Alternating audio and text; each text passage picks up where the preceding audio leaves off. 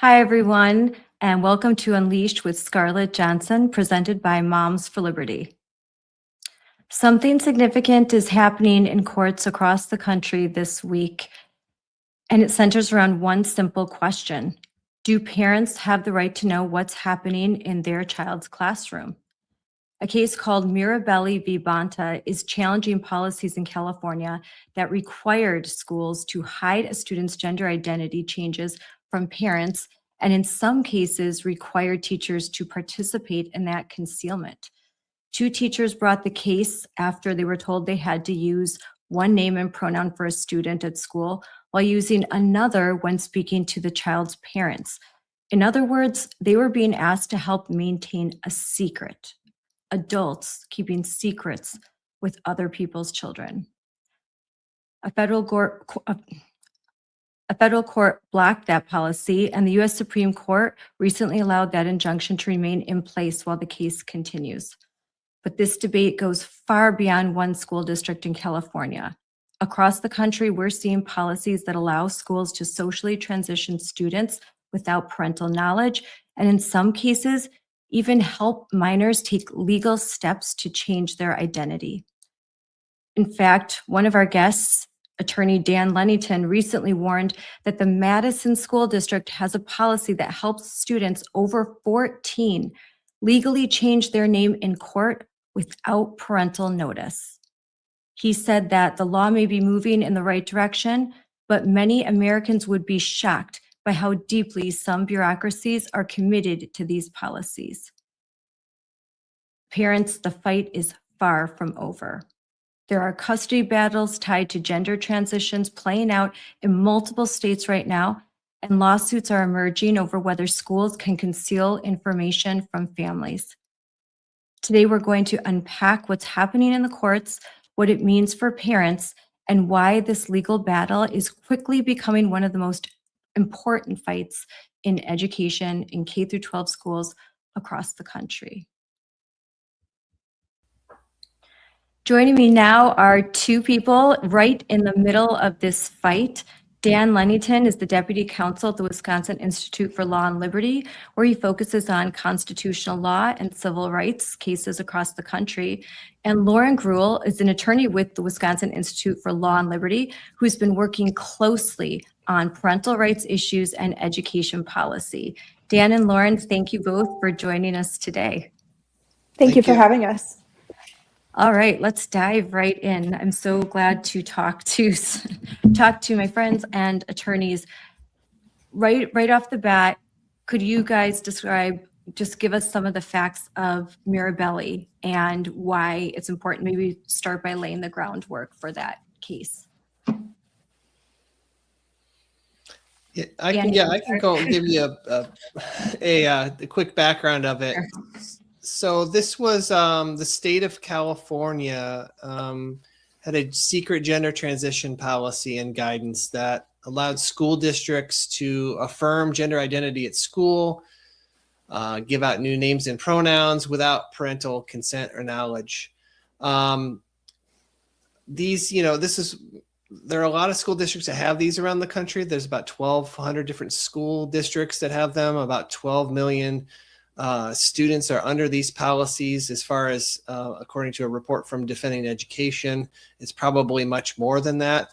But in this particular case, school teachers brought a lawsuit against the school district because they did not want to be compelled to affirm these names and pronouns. They didn't want to be compelled to speak. And during the course of the lawsuit, parents joined in as plaintiffs and also sued with asserting their rights as parents to direct the upbringing of their children.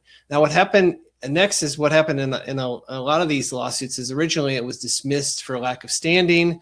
And there was a standing fight. There's been standing fights all sorts around the country.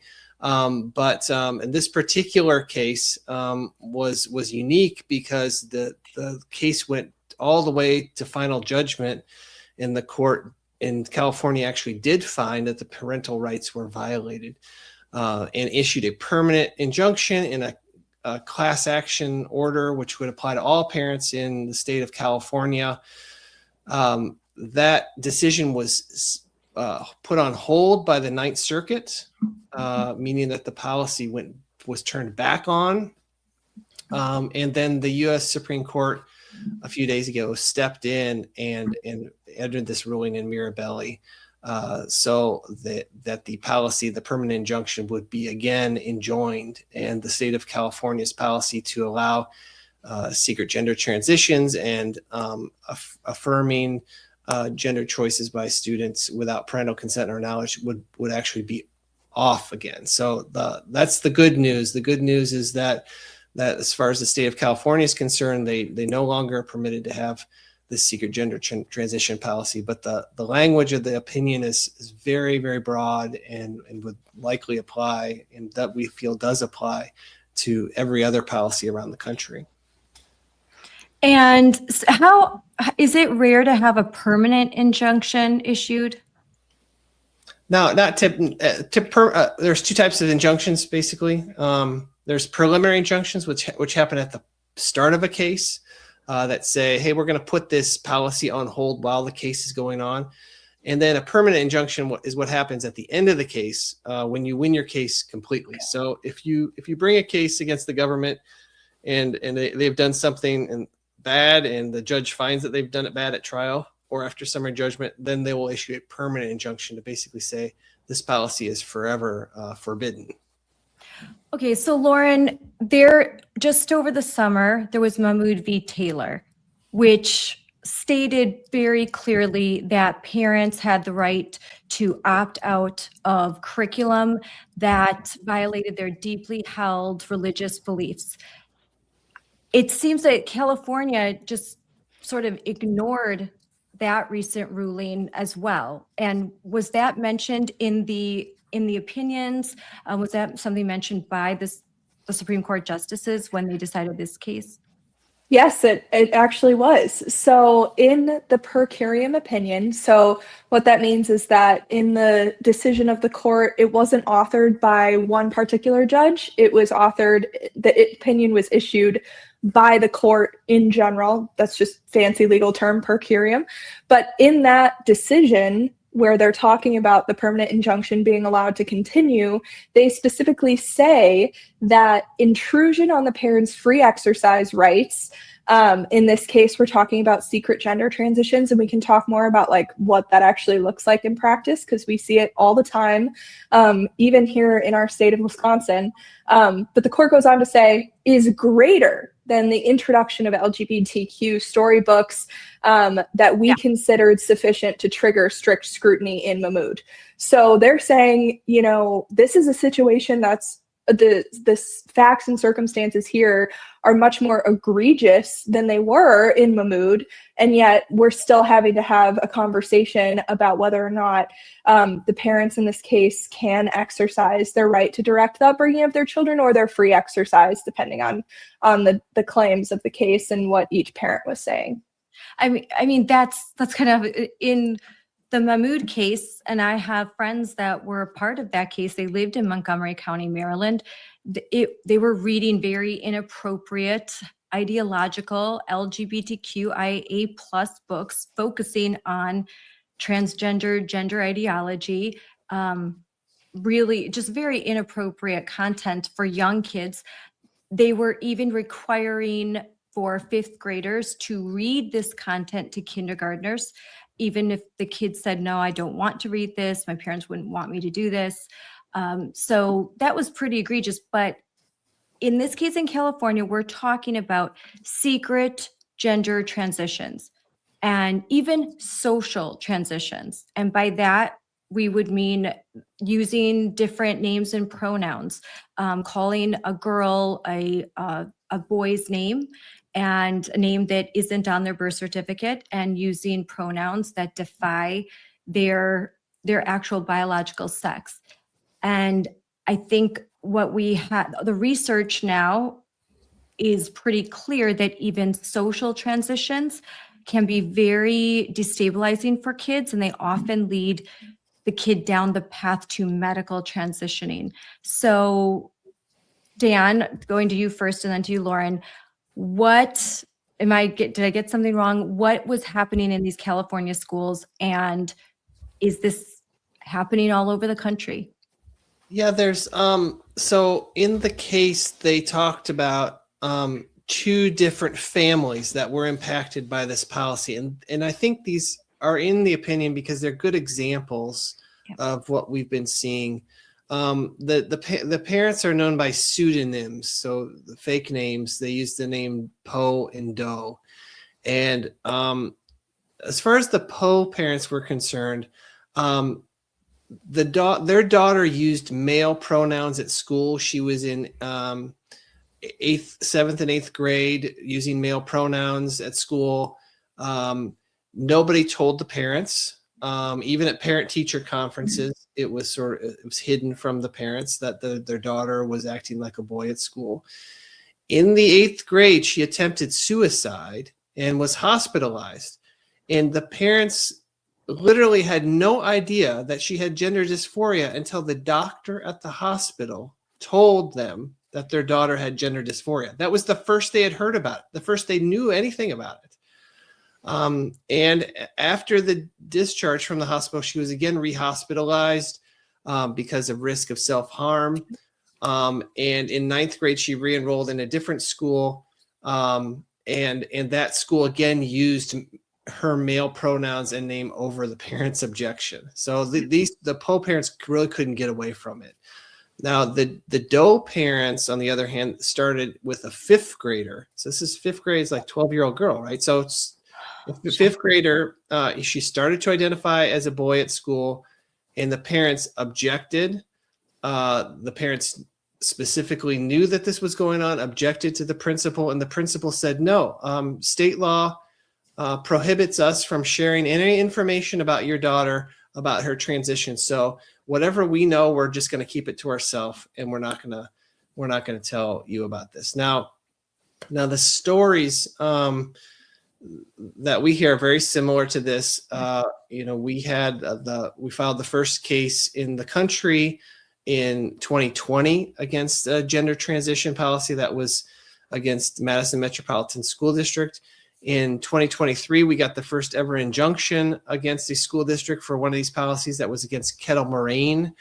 That was the case of TF versus Kettle Moraine. And TF has gone on to become a school board member elsewhere and an advocate for parents' rights.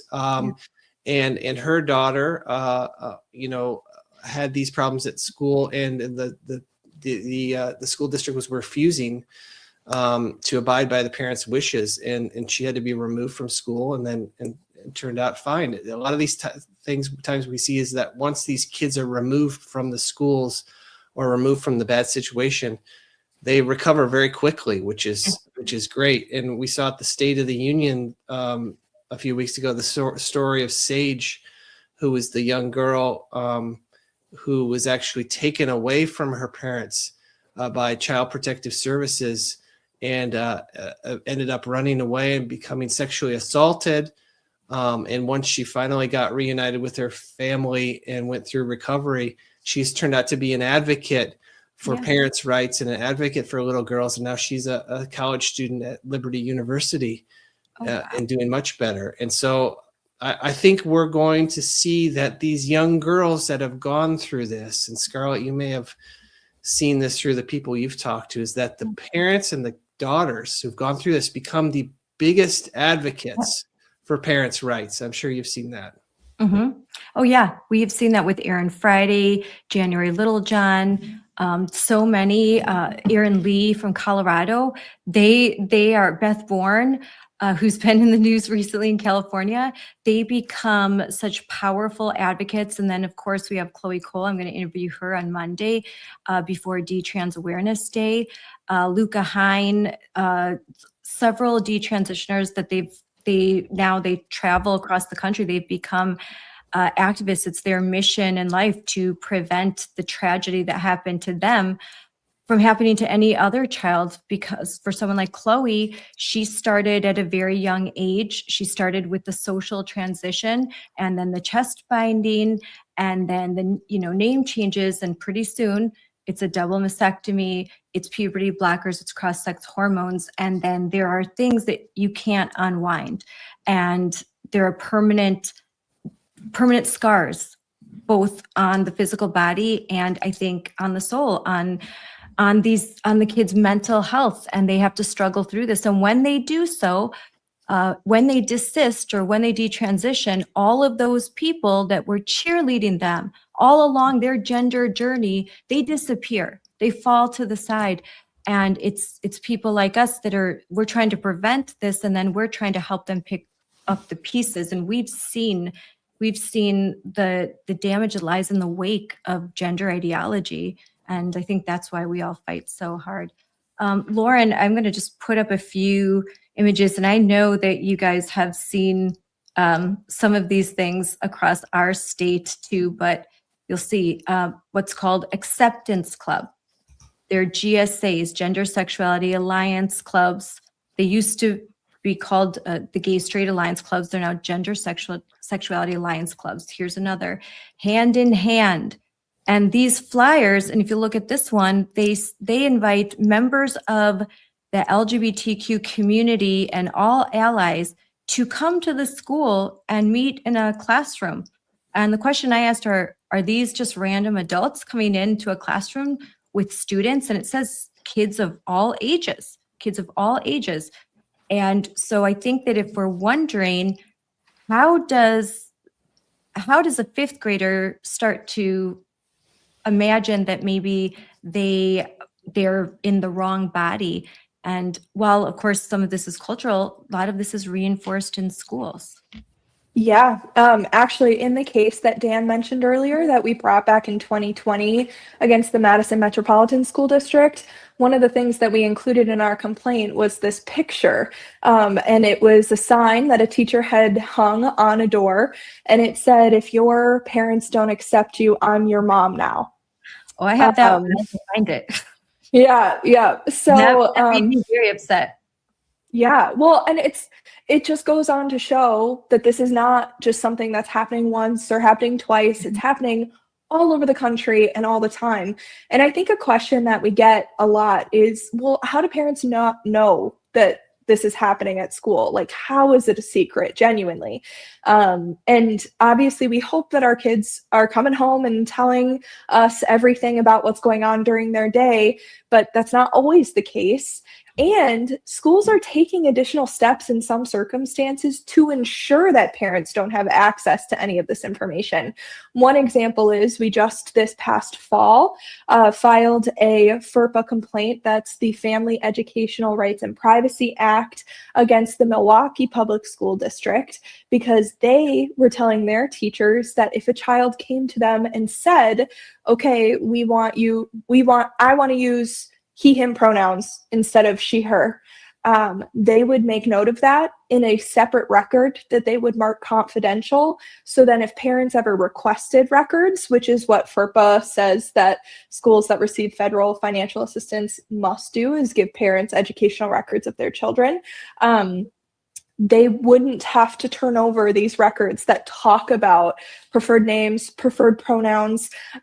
In some circumstances, they were also telling teachers to revert back to using names and pronouns that the parents would prefer during like parent-teacher conference or stuff interactions with the teacher and the parent.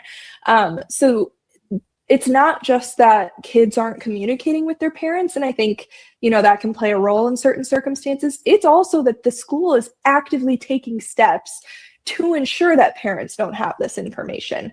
They're indoctrinating them young. We saw that in Mahmood. There were tons of parents that were very concerned about some of the content that was being shown in the classrooms.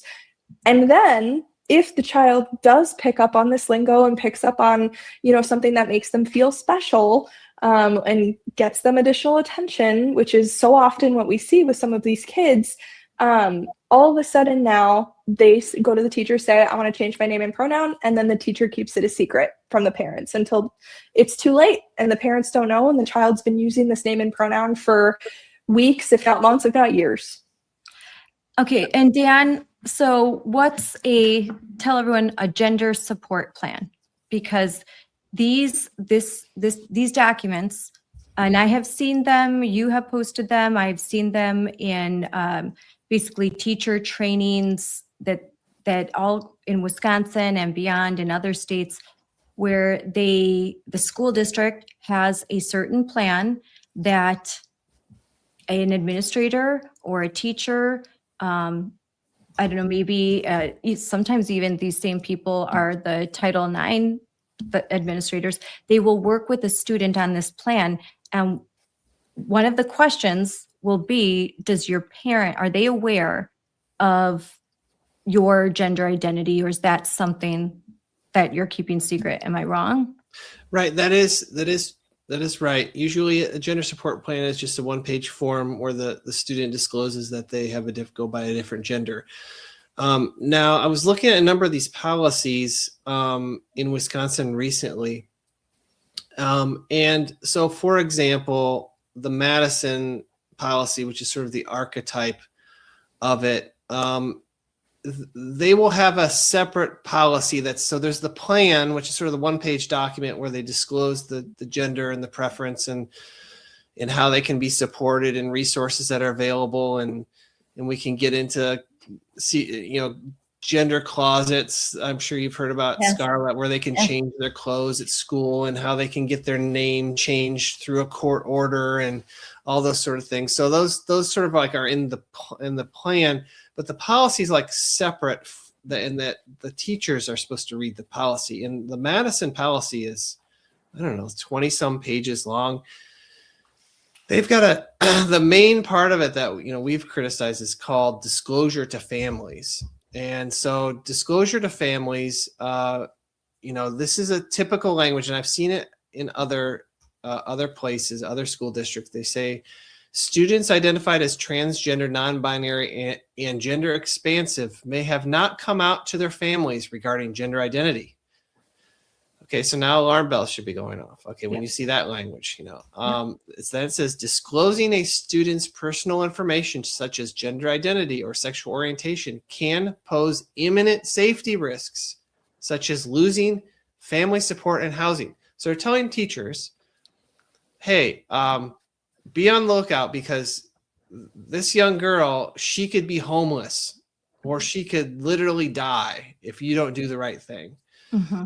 The first bullet point under this family disclosure policy says, all staff correspondence and communications to family in regard to students shall reflect the name and gender documented in Infinite Campus, unless the student has specifically given permission to do so.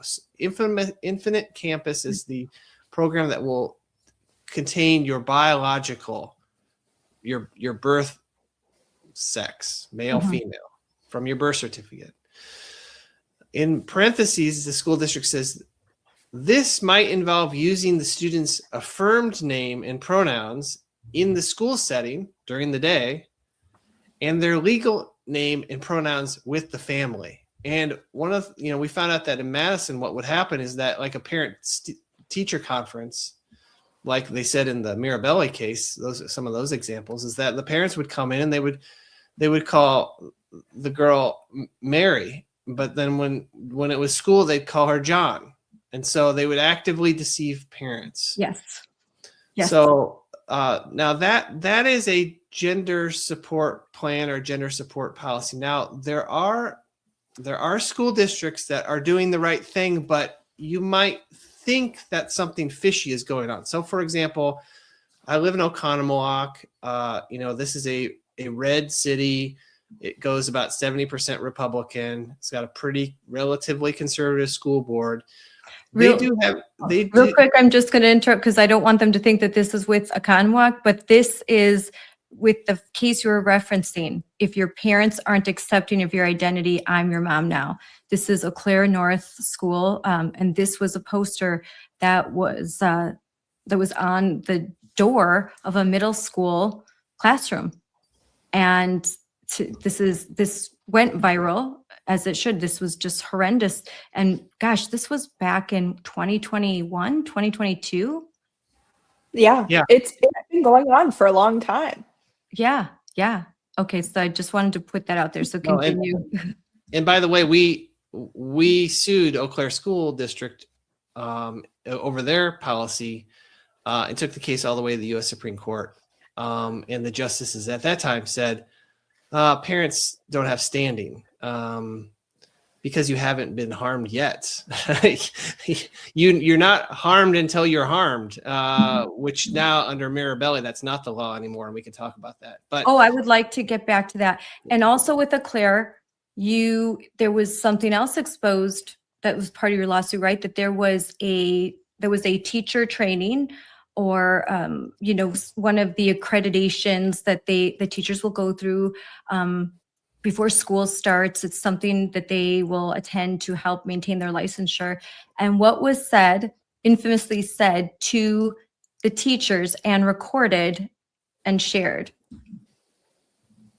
I don't know.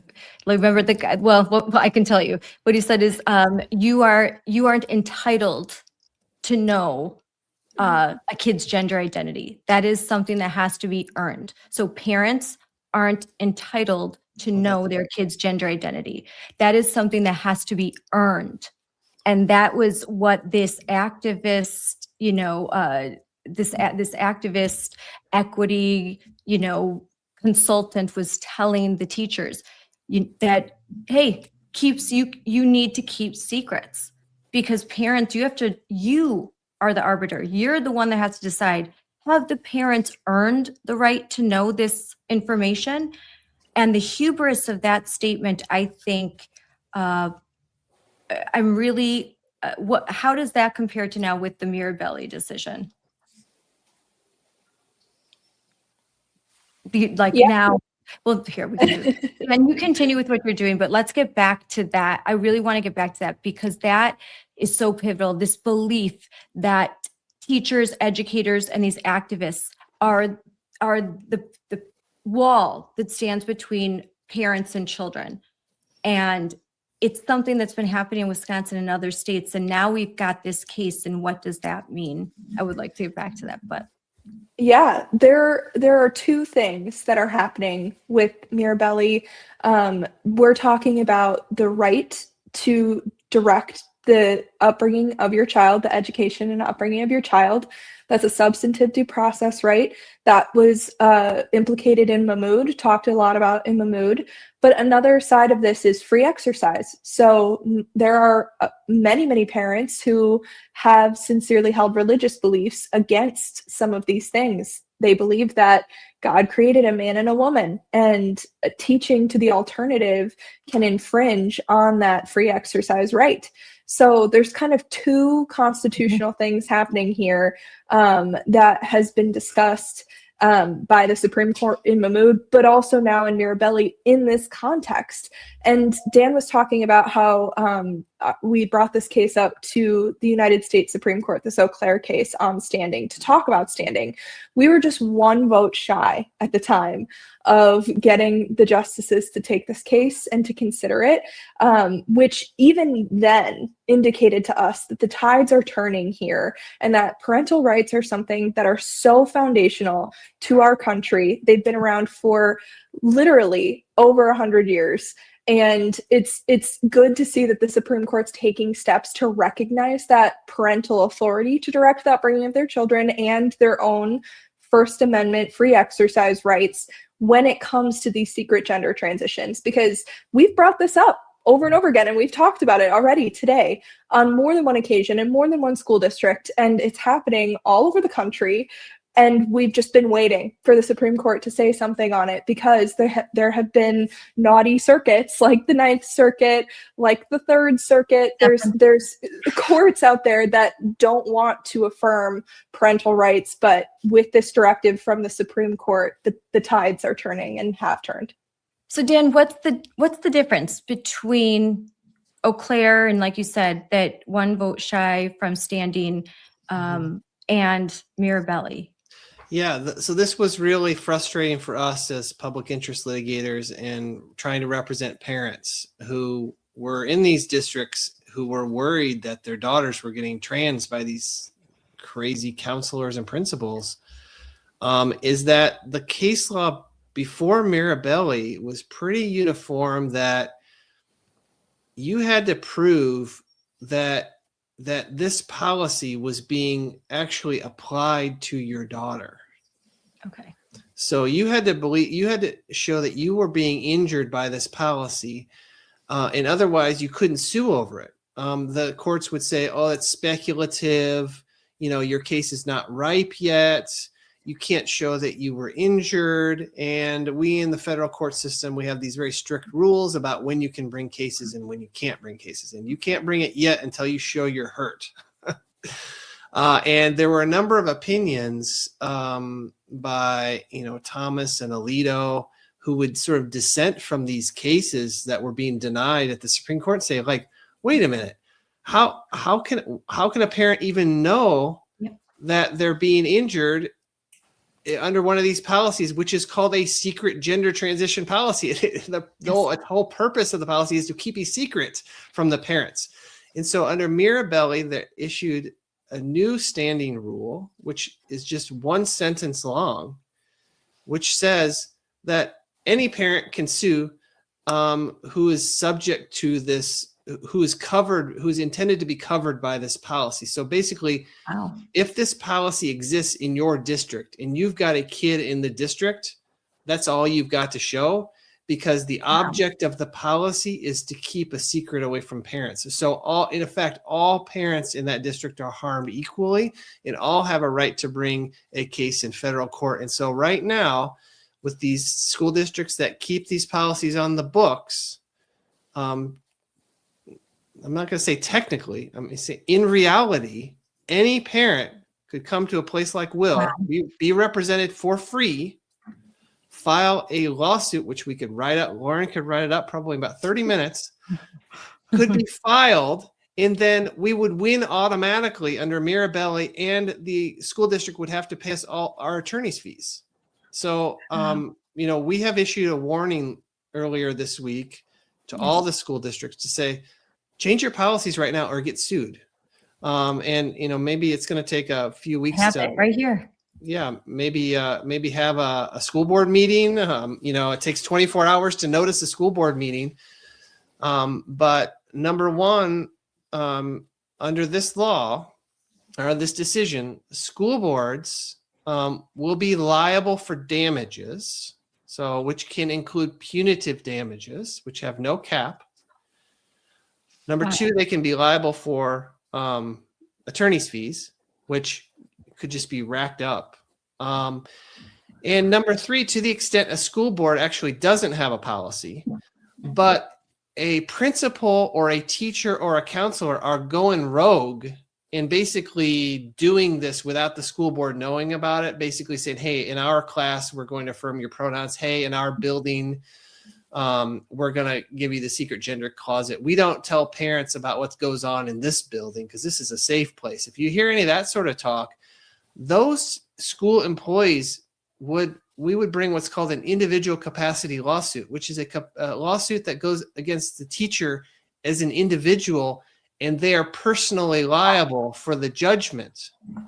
Wow. So the school board would say, hey, we've got nothing to do with this crazy lady. She's out, she's freestyling, and she's liable, not us. And so these teachers, counselors, principals can actually be liable if they keep up this game. And maybe they're indemnified. Maybe the school district's insurance covers them. Maybe not. I mean, do you want to roll the dice on that? If you're a public school teacher, fine by me. Maybe the taxpayers won't cover your bill. I don't know, but that's quite a risk to take.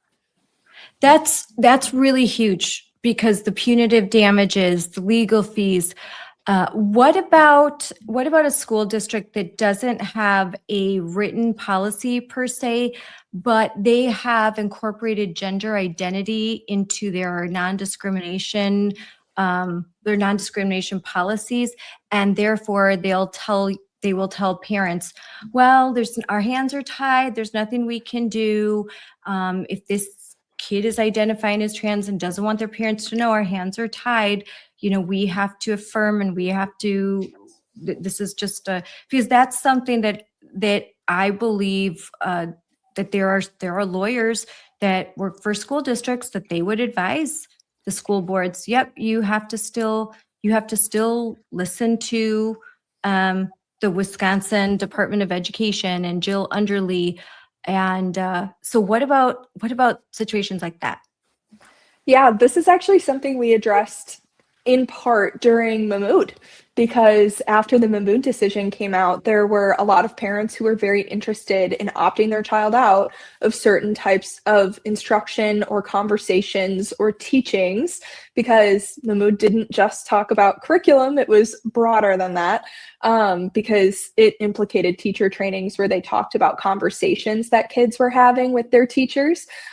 So there were a lot of parents that were very interested in opting out of those conversations, of that curriculum, of that kind of thing. So in that legal notice that we sent out to parents earlier this week, we reflagged our Mahmood opt-out, and we encourage parents who do not want their child subject to such transitions to fill out that opt-out form and send it to their school district. The school district is then on notice. They're on notice under Mahmood, and they're on notice under Mirabelli now that these kids are not subject to this, because they might have a policy on the books that says one thing, but that policy is not able to infringe on the constitutional rights of these parents to direct the upbringing of their children or their free exercise rights.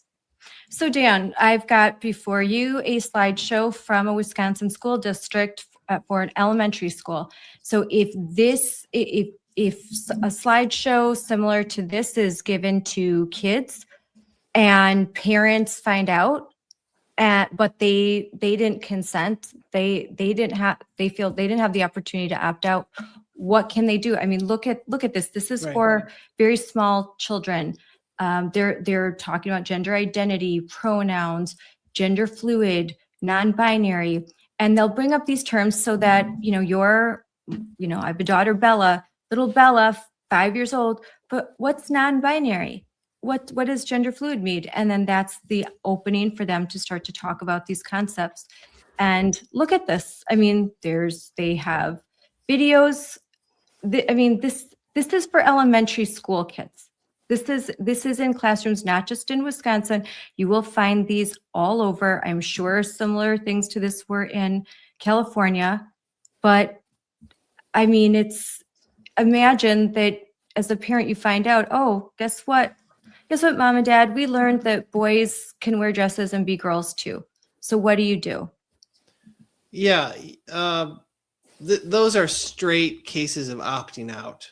I mean, that's really core Mahmood sort of stuff, where there's this indoctrination going on at school about gender and sexuality that you object to, either one, based on your religion, or two, just based on the fact that you want to direct the upbringing of your children, and that you have a right to opt out. And if they don't let you opt out, they are violating the Constitution, and we can bring a lawsuit.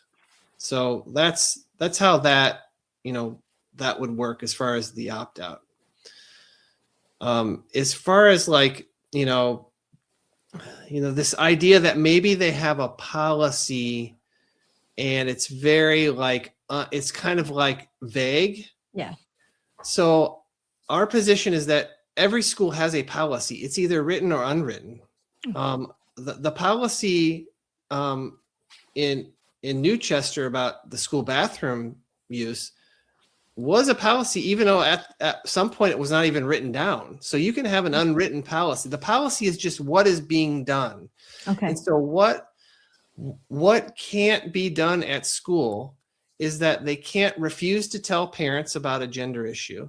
They can't refuse to let you opt out of the treatment of your son or daughter, and that they can't hide things from you. And so if they tell you your daughter is going by male pronouns, you have a constitutional right to say, well, you're not referring to them by her to male pronouns. She is a girl, and you will refer to her as a girl. We are dictating the pronoun use. And that's what just to bring it back to what I found in the Oconomowoc policy, was that they actually had inserted a line in there that said, maybe there's some fluffy language in there, like we support all students, we love all students, this is what gender identity is, blah, blah, blah, blah, blah. But there's a line in there that says the ultimate decision about pronoun and name use is the parent's decision. It's like one sentence, bam, like that. That is how you comply with these. And if there's anything less than this, we Title IX, or our hands are tied, or whatever, no, you're losing that school. You're not going to win that case. You can't use the wrong names and pronouns over the objection of the parents, number one. And number two, you can't hide it from the parents. So those are sort of the two injuries that can happen, apart from just a general policy that says this is what we're going to do when we find out we have a chance to trans your daughter. And so like the social transitioning. So these are slides from the Milwaukee Public School. This was a Zoom conference that was had with basically school counselors across the state, and it was headed by MPS. And here it's supporting LGBTQ plus students through a school psychology lens. And here they talk about furries, transgender expression, queer, all of that. And so at the end, this was a very long, I sat through 2 hours of this. And at the end, it was basically, again, advising that questions are, what if the parents aren't on board? And they're like, well, then you can't include them. And they can talk to the counselor, and then you can come up with a gender support plan. So what happens now with Mirabelli? What happens to policies, formal or informal, or sort of policies that even where the kids go see a guidance counselor, and the guidance counselor is going to meet with them privately? Is there something that parents can do if they find out that their kids are being socially transitioned in with their school counselor? Dan already touched on this a little bit. I think the easiest and obvious answer is they can contact us. They can contact other lawyers who would be interested in hearing their story and bringing a case under Mirabelli. That's option number one. Option number two is opting your student out of this material, of this curriculum. Put the school on notice. If you're not sure whether or not a school has a policy on gender transitions, you can send them an open records request and ask for that policy, even if it's not explicitly in their online published policies. Any emails between teachers, between school board members, talking about what to do if a child wants to change their gender at school. Those are things that parents can get. I think it's also really important to note, and I've kind of hinted at this throughout our conversation here, but if the school accepts federal money, and most, if not all, public school districts in Wisconsin do, they have to follow certain rules in terms of getting parents materials. That includes all curriculum and instructional material used to teach their child, and that's all of their child's educational records. And if any parent has questions on what any of that means, Will has a really comprehensive parental toolkit that's available on our website for parents to use that has legal explainers on each of these topics and how parents can assert their rights there. So you could ask the school for all of the curriculum and instructional materials that will be used to teach their child. That could include the slideshow that you showed earlier. Mm-hmm. And if a school isn't abiding by that, we're right back to lawsuit territory. I want parents to know that there are absolutely steps that they can take to find out if they have a gender transition policy, if their children are subject to such a policy, and that they can come to us or to other attorneys for help if they need that. But also, I think it's important for school boards to know that this is not going to continue to be something that they can do. And in that legal notice that we sent out earlier in the week, we talk about steps that they can take to ensure that they're in compliance with the law too. Because at the end of the day, there are obviously, and we know this just based on the lawsuits that we've participated in and that we've seen, like Mirabelli, there are bad actors in schools that are actively trying to hide gender transitions from parents. But there's also a lot of school districts that are trying to do the right thing. They're kind of caught. They're getting either bad legal advice from their school district attorney or something like that. They're caught in a bad place. They need to walk back any existing policy that they have if it conflicts with the parental right to direct the Constitution, or the constitutional right to direct the upbringing of their child, or free exercise rights of parents. And they need to do that soon so that they're in compliance. And I have up on the screen the legal alert that you have for all the school board members. And so you can go to your website, and I'll have that in the link too, and you will find that. And then there's also the parent legal guidance, which you can see here there. So here's to the parents, the one for school board, one to parents so that they know their rights.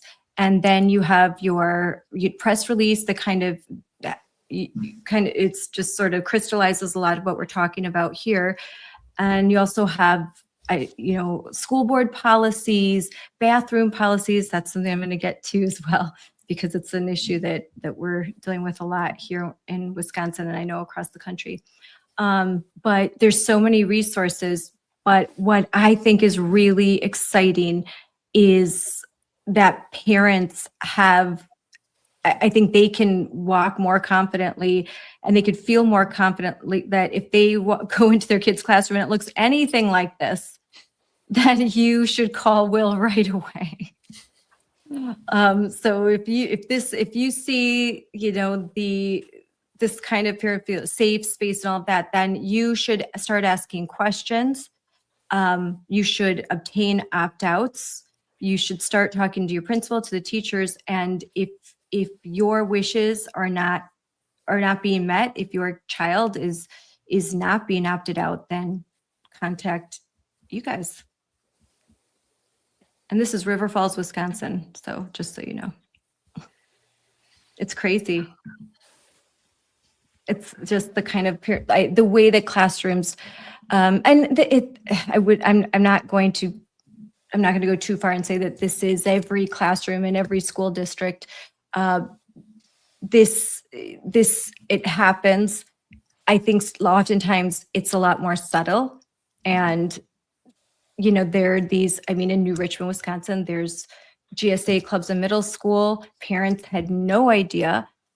They had no idea that their school district had sort of a non-policy of allowing boys in the girls' bathrooms, locker rooms, shower rooms, and that the way that they read the law, the way that they were told, at least that by their lawyers, is that they would engage in these kind of secret social transitioning of children, because that's what they're told. They're told that this is the law. Their hands are tied. So I think it's very clear that that's not the case. Yeah, definitely. And, I think these school boards have been getting bad advice for a long time. And part of the problems are the attorneys that are representing them. And what we sort of have found is that, the law firms are basically hired by the superintendent and the staff. It's very rare that the school board members actually get a say in who their attorneys are going to be. And so the superintendents, no matter where you go, even in red counties, the superintendents, they're fish that swim in all the same waters, and your chance of finding a conservative superintendent is pretty rare. Although obviously we know some here in Wisconsin that are really good, but you're going to get a lot of these superintendents that are hired, and they're come out of the big universities, and they've been taught all this stuff, and they've been indoctrinated into this idea that we're saving kids' lives. And if we need to break a few laws now and then to save a kid from committing suicide, that we're going to go ahead and do that, because that's what they really think they're doing. They have this sort of hero complex. And so it's really dangerous. And then they're the ones that go out and hire these lawyers that tell them, of course you've got to affirm, because if you don't, the federal government's going to come after you. You're going to lose all your money. And maybe that was true under the Biden administration. It's certainly not true anymore. Yeah.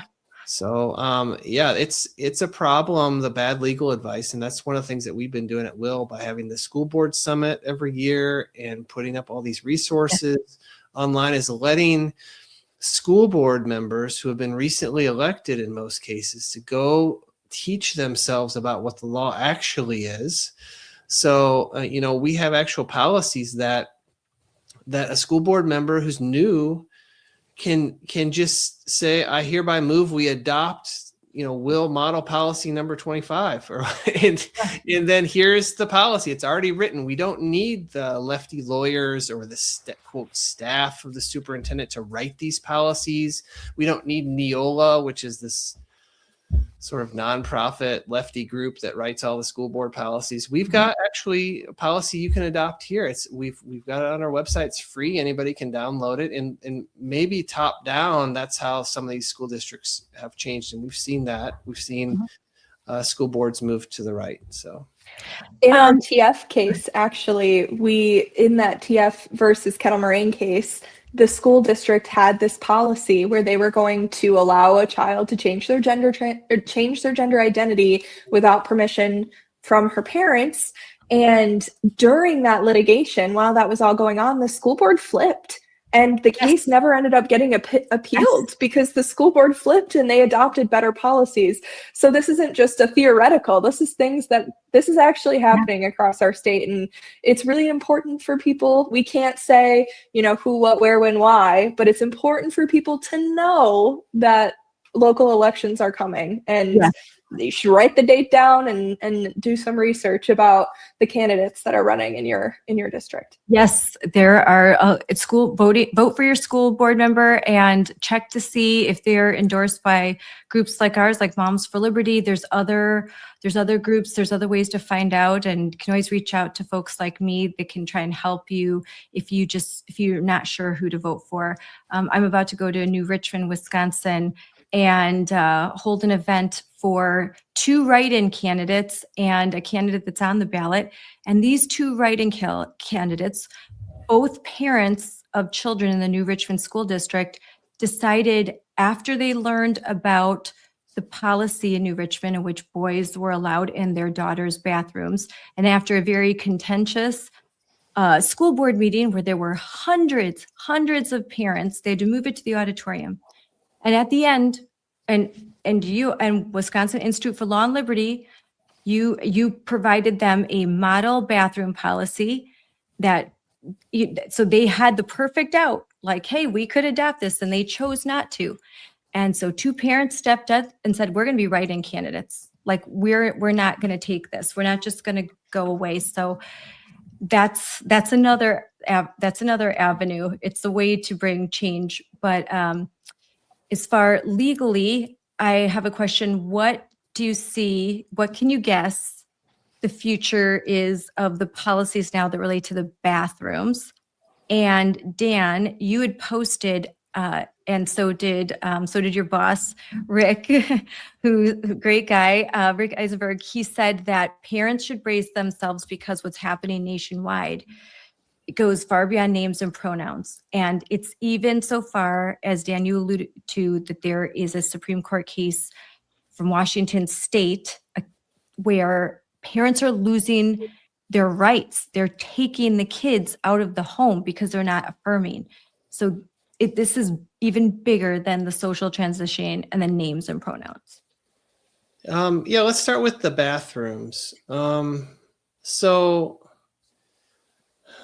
I think the bathroom cases and the locker room cases are going to get litigated, and I think they're going to get litigated basically under Title IX. So Title IX says that boys and girls have to have equal access to their educational opportunities.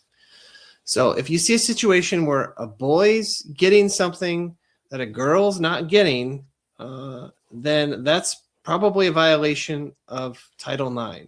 Okay. And so what we're seeing now, and the Title IX covers all public high schools because they receive federal money, and universities too. So what we're seeing with like bathrooms and locker rooms is that girls are the ones who have to put up with the transgender person in their space, violating their privacy, not getting the privacy that the girls need, and that they're told they have to go seek out single stall bathrooms, which might be down the hall or cause them to be tardy for class. Or they might get, in the case of Westosha, where they were refusing to go into a locker room with a boy, and they were getting disciplined for it. They were getting written up, basically, by not going into the locker room and changing because they didn't want to change in front of a boy. Mm-hmm. Now, in the Title IX context, you ask, do the boys have to deal with that? And the answer is no. The boys don't have to deal with that. These girls are being discriminated against because of their sex, on the basis of sex, because they're girls. They have to put up with this transgender person in their locker room. So I think that's probably going to be how it shakes out. Now, what the law in the Trump administration right now is that universities and schools, they may separate boys and girls. Now, that may seem logical, but under the Biden administration, that was not the rule. The Biden administration made you accommodate for transgenders and made you bend over backwards to take all sorts of steps to give special treatment to transgenders. But the Trump administration has now switched it back to the first term and said, look, you may separate. Now, the question now is, must you separate? Yeah. Must you separate? And I think that might not be I don't know. I'd like to hear Lauren's take on this. I don't know if it's a universal rule under Title IX that you have to separate. I think the rule might turn out to be that on a case-by-case basis, you have to separate if girls are not getting the privacy that they need, if girls are being discriminated against. I mean, I guess you could have some sort of left-wing college somewhere where they just had unisex bathrooms everywhere, and everything was open. It was like everybody was equally being offended all the time. And maybe that might violate Title IX. But what do you think about that, Lauren? Another question, Lauren, what about the fact, could there be some language similar to Mirabelli where you don't have to show harm, but that the policy existing has the potential to cause harm? Yeah. So what's really interesting about these bathroom cases, these Title IX cases, is they're being brought under a couple different contexts. So like in Mirabelli and like in Mahmoud, you have like the constitutional parental right to direct the upbringing of their child. You also have their free exercise right. Those are kind of two separate things. We're talking about bathrooms and locker rooms. There is Title IX, which Dan covered, and I think a lot of what he said is spot on in terms of what the law is and kind of where it's headed. But there's other considerations that I think schools and parents need to be aware of, especially when we're talking about adolescent minors. And that has to do with the right to privacy. It's a due process right. Due process rights are a little funky. They're things that aren't explicitly said in the Constitution. So a lot of times there's a whole legal analysis that goes into whether or not it exists. And that's kind of more information than you need to know. But it's recognized over and over again that people, especially adolescents, have a right to privacy in their own bodies. And when we're talking about kids who are going through the toughest time in their lives, emotionally, physically, there's a lot going on when we're talking about middle, high school, sometimes even elementary school grades. So it's really important that when we're talking about bathrooms and locker rooms, that this right to privacy is also considered. It's something that's been discussed more than once across the circuits. And just as kind of a general overview, the bathroom locker room situation is something that I'm sure you've talked about before with people on your show, but also it's something that's been litigated for quite some time now, not just here in our federal circuit, but circuits across the country. And what we've found is that they're split, and school districts are put in a really tough spot. I want to acknowledge that because I really think that they have to deal with some a tough decision here. They basically are sued either way. If they have a policy that says that they're going to separate bathrooms by biological sex, there is often a transgender student who will sue, usually with the ACLU. That happened in Elkhorn, Wisconsin. A student wanted to use the female bathroom. I think it might be the other way around, but like a female trying to use the males. But the school was like, no, we're going to keep the bathroom separate. And the school got sued for that. So they could get sued on that side. They also could get sued if they don't. If they create a situation where girls are being academically penalized for being late to class, for not changing and exposing their body parts in front of a male. And we've seen that as well being brought in court. It's tough for school boards right now. We do have a case that's pending before this United States Supreme Court. We have a couple, but one of them is BPJ, where, we're talking about girls' sports and separating sports by biological sex. And some of the questioning, they had oral argument for that already, and some of the questioning in that really hinted that the judges were considering the bathroom locker room situation at the same time. And we'll get a decision on that case likely in June of this year. So that's a whole nother change that schools will have to be aware of as they're going into this coming school year, is there'll be a decision on that case about separating based on biological sex. So a lot going on in the bathroom and locker room space. And I don't think there's a really clear answer right now for school districts or parents or students, which is why it's important that the Supreme Court is addressing it, and hopefully will do what it did in Mirabelli, which is come out and say, okay, this is a problem that's happening across the country. Courts are split. We have circuits that are saying this one thing and circuits that are saying another. And we have to now be the final say on what the law actually is. We've got the McGuanago case here in Wisconsin, where initially, and this McGuanago was their decision. They had a mandate. They said these spaces, these private spaces, are going to be sex separated, and then they were told, correct me if I'm wrong, but that the Seventh Circuit Whitaker decision meant that no, you couldn't do that. But then after the Scarlett decision was released, that's kind of caused a disruption where the McGuanago case is being revisited. Am I right about that? So there's a lot happening in the Seventh Circuit.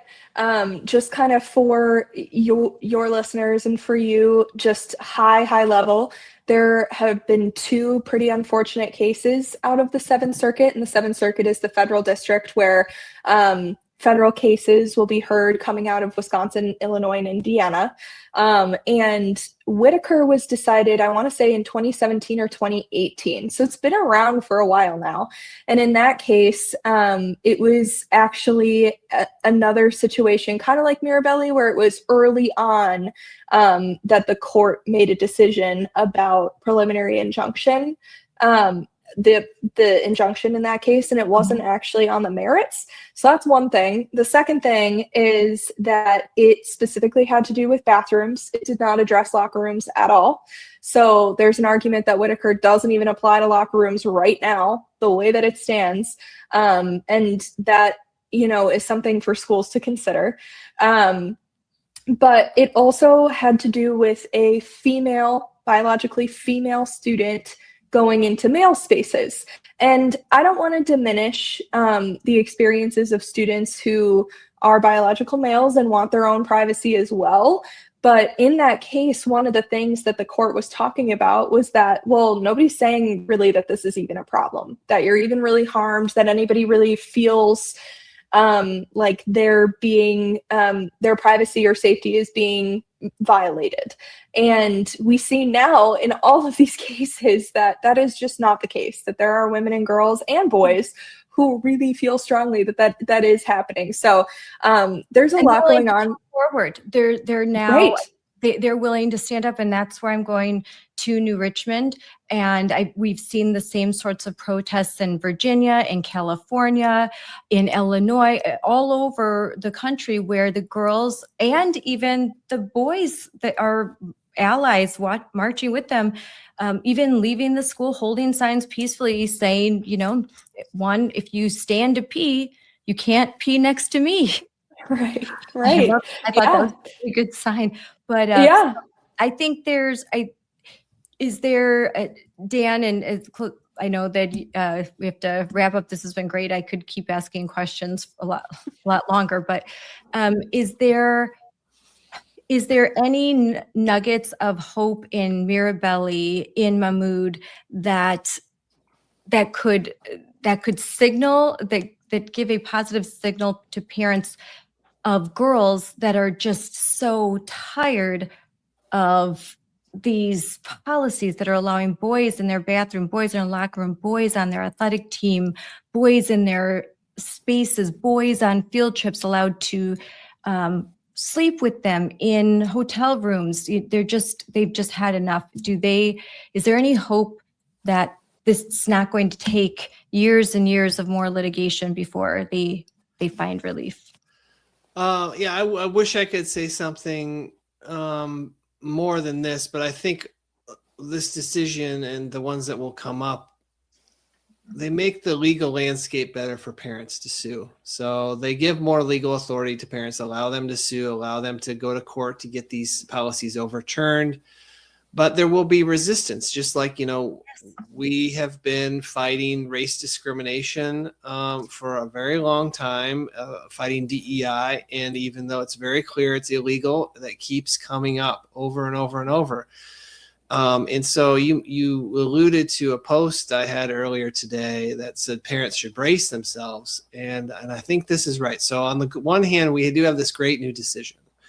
Gives parents legal standing, sets out parents' rights, sets out religious opt-outs very, very clearly. It's going to apply in every case related to these issues. But there are stories coming out, and you can look these up online. They're in Indiana, Montana, Ohio, California, Florida, and some other states where Child Protective Services has physically removed girls from homes, away from parents.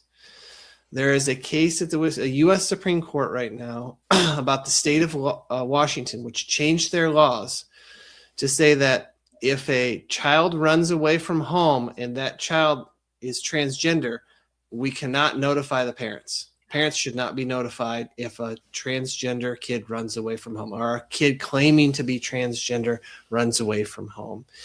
And so when you think about the CPS issue and the way that I'm sort of framing this, and we're sort of framing this as well, is that these are government facilitated runaways. This is government officials helping runaways. And this is happening a lot. Now, the most recent case that I saw was in California. A young 14-year-old girl was going to a doctor and had told the doctor in a private conversation when the parents were out of the room that she was forced to live in a shed, which turned out it was not a shed. It was a cottage behind the house that had been remodeled for her, and that her parents would not affirm her gender identity at home, and her parents would not let her have gender-affirming drugs. She was 14 years old. She wanted to go on testosterone. So the patient leaves with the parents, and the doctor calls Child Protective Services, and they go and they take the child away from home based on the allegation that the parents refused to give this girl testosterone. That's what the allegations are. And so she was taken away from the parents. Now this has happened. There are similar cases. Now that the locus of that is a doctor who has called CPS. The other category we're seeing, which is expanding, and I think going to be a reaction to this Mirabelli and a reaction to what the good work that we're all doing, is schools setting up basically like runaway teams. And we have some firsthand knowledge of this in a case that's confidential and we can't reveal it, but this has happened elsewhere in the country too. The idea that school officials are creating teams to sort of help kids run away from home, and they can call it CPS, they can call it child protective custody, or they can say it's abuse or whatever, but it all revolves around this idea that we, the school teachers, we need to get this girl away from her religious parents. That's really what this is all about. And we're going to help her run away. And because we are saving lives, and this has been repeated. It's going to be repeated. And I think the public is going to be very shocked when they hear about what's going on in the next 12 months or so. I'm sure many of these cases are going to come out, not just in Wisconsin, but many other states. I was on a panel, Moms for Liberty in Colorado, 3 parents who endured exactly what you talked about. Their kids were groomed in their classroom, and there were staff members that facilitated the removal of these children from their parents' households. And only one of them was able to successfully get their child back. The other 2 still did not have custody of their children. So it was to me, this was last year, and I was horrified. I could not imagine that such a thing could happen. Now, I believe it was yesterday, to kind of wrap this up, just yesterday, the HHS, Alex Adams of the HHS said that we will not stand for states removing children from their families and transitioning them to a new gender against the parents' will. And so they gave a statement, they put it out there. My friend Erin Friday said, finally, she's had several meetings at the White House. Finally, the federal government, the Trump administration, is hearing the parents' cries. So what does that mean? What, in your opinion, I know this isn't necessarily a legal issue, but what does that mean when HHS says we're not going to stand for this? It may, and this is the first I'm hearing about it, and we should probably I'll send it to you. We should amplify this online, because I'm sure there's a lot of parents that are suffering right now, and they'd like to hear that. It may mean a number of things. One of the main things it may be is that a lot of these child protective services agencies are funded with federal funds. Okay. And so the federal government may be saying, hey, if you are doing this stuff, we're going to take our money away from you, and you're going to stop it. And that's the biggest tool really the federal government has, is to just take away money. And that's maybe what the HHS secretary was talking about. Okay, I'll send that to you. Yeah, that is. And I guess my last question, this relates to what can we do when you have a state like Wisconsin, you have a state Department of Education, the state superintendent, someone like Jill Underley, and this is the case in so many other states like Illinois and Washington State and California and Colorado and, so many where, we've got these laws on the books, but we just have these state departments of education that are bound and determined to not follow them. They're the people that are like, oh, democracy, oh, rule of law, except for when they don't like it. When they don't like it, then they don't listen. So is there any consequence to a Department of Education that is kind of thumbing their nose at the Supreme Court?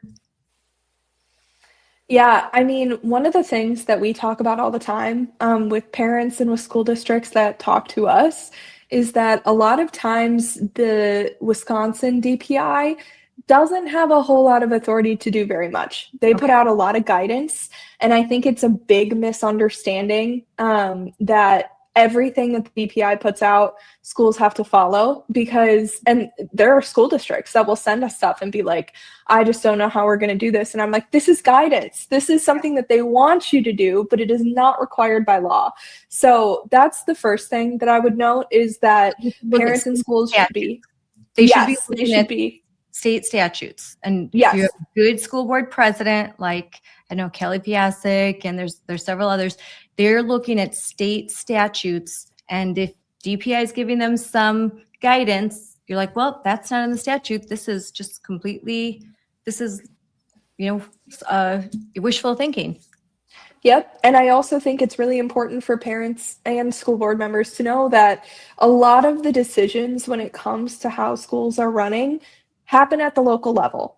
Mm-hmm. And there's a lot more power there than I think a lot of people realize, which is why, and Dan mentioned this earlier, but like why we host a school board summit is to tell these school board members, these school leaders, about what their powers and duties are, because a lot of the times they're getting just not good information from the DPI, from their legal counsel, whoever it is. So even if we, like we do in Wisconsin, even if any state has a Department of Ed that is not all that favorable, that doesn't mean they can violate constitutional rights. That doesn't mean that they can ignore federal directives. And people should be aware that some, if not all, of the guidance that they're putting out is not actually rooted in any kind of law. It's just what they wish school boards were doing. And so, Dan, in closing, and I'm so grateful that you guys were able to come on and have this long conversation, but in closing, maybe is the message to parents, especially after Mirabelli, especially after Mahmoud v. Taylor, is the ball is kind of, it's in your court in many ways, that you have to find out what's happening in your child's classroom. You need to be involved. You need to ask questions. And when you find out that something is happening, like if you see those stickers and you hear your kid coming back saying, hey, I went to class and the teacher was talking about these subjects, and you know that you've opted your kid out, or that you haven't been made aware that these sensitive topics were going to be discussed, the impetus is now on you to do something, and you now are empowered to do that, and that they should contact you, because you guys can't just make these cases happen. Someone has to come to you and tell you that there was harm, that something happened, and then you can bring the case. Yeah, absolutely. So number one, vote. And vote in all the elections. Vote in all the elections, even the ones in April, and drag your husbands along with you, because what's going to happen, I mean, what's going to save us and our kids are going to be moms, right? Yes. Moms who are activated, and moms who get their low propensity voter husbands, who only vote once every 4 years, to come to the polls with them in April. I mean, that's the problem. We need to get the moms need to bring the dads and get them to the polls, even in the middle of April or the beginning of April. So that's number one. Number two, you got to organize, and using Moms for Liberty to help you organize. And some of these other groups, our friends at Defending Education, all these other groups, all your friends, Scarlett, that were around the country, they all organize. It doesn't have to be Moms for Liberty. It can be anything. Just organize, form a Facebook group, get a signal chat going. And then go to these school board meetings and speak up and say something. Tell your story. Don't be shut down. And then if all that fails, then Lauren and I can sue the pants off them. So, but do the other stuff first, and then we'll see you at the end. Be engaged, be involved, go to your school board meetings, find a chapter of Moms for Liberty, start a chapter, form your own group, form a Facebook group. Just like you said, just make sure that they know that you're watching, and I'll be respectful, just be engaged. And, most times many teachers are really want parents that are engaged. So it's a really beneficial thing. Every relationship I have 5 kids. I've not had, I really can't even think of a very contentious relationship with the teacher. Once they know you're involved and you care and you have certain standards, in my opinion, regardless of politics or anything, that most educators want to work with you if you just kind of put it out there. But there are those situations, there are those rogue kind of radical school districts where they're not going to budge. And then that's where you make the change and you vote. And if that doesn't work, then you've got to start to pursue some legal options. So just do everything you can. Fight. That's that they never stop on the left. These kind of the woke kind of, I say woke kind of crazy people. They even if there's a setback, just like this is a setback for them, that doesn't mean they're going to stop. Right. They're not going to just say, oh, well, we lost. No, they're going to keep pursuing their agenda. So we have to make sure that we keep pursuing our agenda, which is to protect kids and return schools to places where they learn to read. Because if you look at the latest state scores, they aren't learning to read. So let's just teach them to read and get rid of all this other stuff. Let's just focus on that. Yeah. All right. Well, thank you guys so much. Thanks for coming on. And I'll make sure to have the links to to all the materials of Will. Really appreciate you. And it's always a pleasure to work with the Wisconsin Institute for Law and Liberty. Thank you. Thanks, you. Scarlett. Thanks. Hi, everyone. Right almost immediately after we finished recording this podcast, and it's Thursday, March 5th, I received some news that's amazing, and I'm really still in shock about it, but it's amazing. We did it. The Department of Education announced on their X page just about an hour ago that the Office of Civil Rights has initiated a directed investigation into the New Richmond School District in New Richmond, Wisconsin, based on reports filed by the parents in New Richmond, parents that we have been working with for over a month. By we, Moms for Liberty St. Croix County, Moms for Liberty Wisconsin, and Moms for Liberty National. This has been a team effort. This win is because of the parents, because of the two moms who reached out to me on it was a Thursday night, and I was putting kids to bed, and I got a text like, this is an emergency, there's something happening. And I talked to these two moms for several hours. And when I found out what was happening, I was immediately like, we got to do something. We can do something here. And then the community just rallied, the entire community of New Richmond, Wisconsin, in this unique and very special way. Moms and dads calling, texting, talking to their neighbor, talking about it at the grocery store, talking about it over coffee, talking about it in the, as they're waiting for their kids, talking about it at games, just shocked. And you might be wondering what they're talking about. That males were using the bathrooms of female students, and that the school board was not even, they weren't even apologetic. They said, we've been doing this for years, and parents had no idea. And when they confronted their school board was haughty, arrogant, dismissive, and basically told the girls that if you don't like it, well, there's a custodial stall you can use. There's a nurse's bathroom that you can use.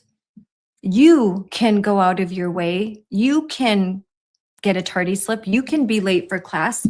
You can be humiliated. You can suffer, but not the boys, not these boys that think they're girls. No, they can use whatever bathroom or facility they want. In one conversation, some administrators at the New Richmond High School tried to convince a girl who was very uncomfortable with this boy in her bathroom. They told her, well, we know you're uncomfortable, but isn't it better to be nice? Isn't it better to be nice and kind? Just subvert how you feel. Just be nice. Just be nice. Let this boy harass you, intimidate you, make you feel uncomfortable. You're a nice girl, aren't you? Just be quiet and be nice. Hell no. This girl said no, her mom said no, and a whole bunch of other girls said no. We're not going to play nice. I love you. Bye, I love you too.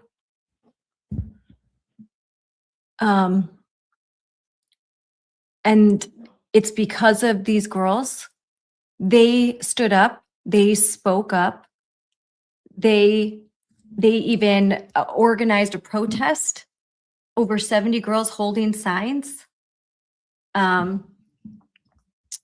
It's amazing. Here are two of the girls holding signs. You can see, if you stand to pee, you can't pee with me.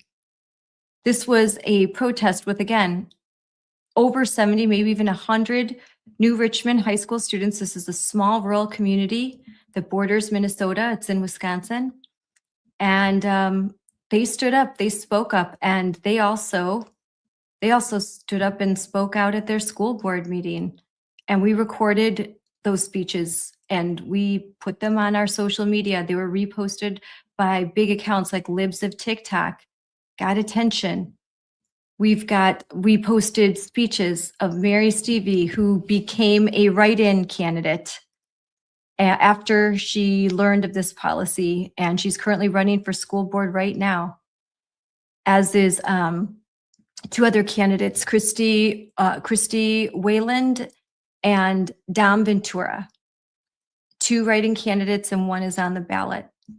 And they've got the momentum. Boy, have they got the momentum.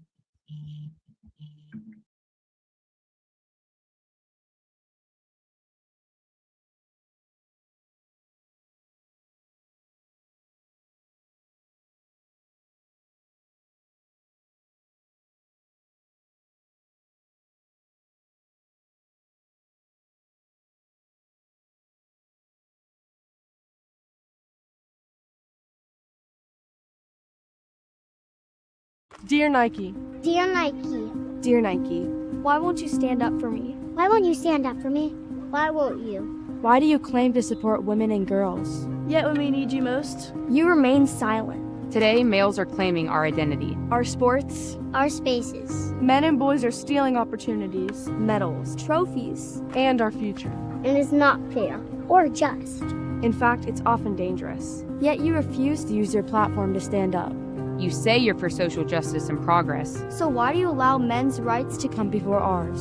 See, with a big platform, Comes an even bigger responsibility. You have a chance to do the right thing, not just do the easy thing. So we're asking you, Nike. So we're asking you, Nike, So we're asking you, Nike. as the biggest voice in all of sports, Will you stand up for me?